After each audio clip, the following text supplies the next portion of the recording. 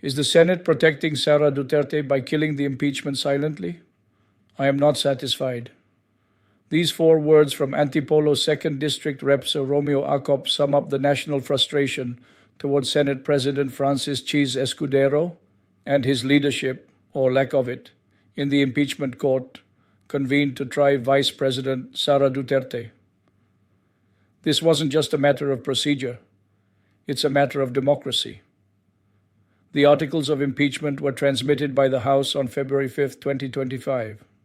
From then on, Escudero slow-walked everything. He blamed the House for delays. He accused Speaker Martin Romualdez of dictating the prosecution.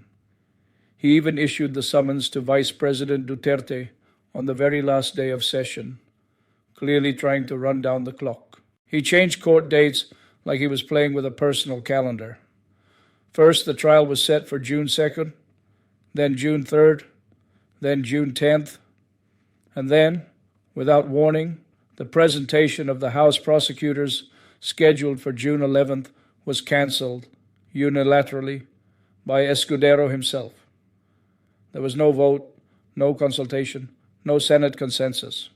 Instead, on June 10th, he allowed Senator Bato Dela Rosa to file a motion to dismiss, which was quickly amended into a motion to remand, a return of the articles of impeachment to the House.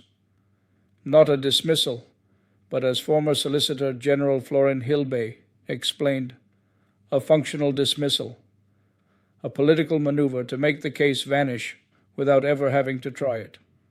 And this move, Hilbay warns, is nearly impossible to challenge in the Supreme Court.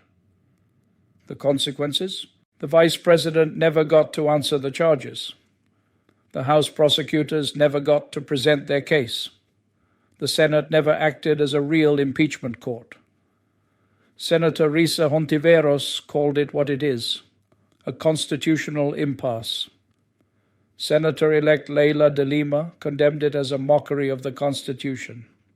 She said the rules were abandoned, the process hijacked. Where on earth does a judge move to dismiss a complaint without hearing both parties first? She asked. And Rep. Sir Raoul Manuel of Kabataan was blunt. The Filipino people are not fools. Even Dr. Flavie Villanueva, a Catholic priest and human rights advocate, condemned the 18 senators who voted for remand, calling them modern-day Judases and likening the decision to Pontius Pilate washing his hands of accountability. Senator Bato Dela Rosa claimed this wasn't scripted, but why then did senators have prepared speeches ready for a remand that wasn't supposed to happen? Why was the supposed June 11th trial presentation cancelled the day after the minority bloc, led by Senator Coco Pimentel, insisted the court be convened? Who exactly is in control of the Senate right now? Because from where many stand, it looks like Escudero isn't presiding over a court of law, but a court of delay designed to protect his political alliances, perhaps even his seat as Senate President, should a vote arise in the 20th Congress. Former Senate President Tito Sotto reminded us, the presiding officer is not the Senate, but right now, Escudero is acting like it. He keeps moving the goalpost. And when that wasn't enough, he took the ball off the field altogether. Even President Bongbong Marcos, whose administration has tried to stay neutral, issued a veiled warning. The people will see who follows the procedure and who plays games to avoid it. So what's next? Tomorrow is June 12th, Independence Day.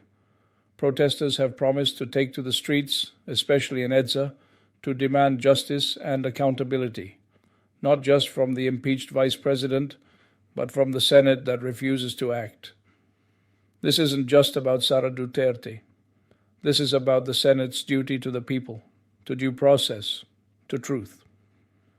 And now the nation must ask, what was in the summons served to the vice president?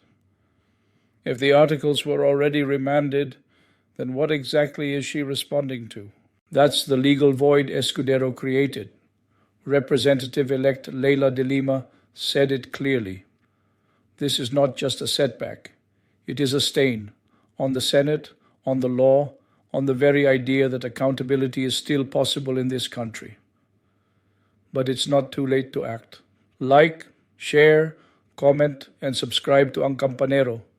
Tinig ng katotohanan, tunog ng kasaysayan. To our new subscribers, thank you.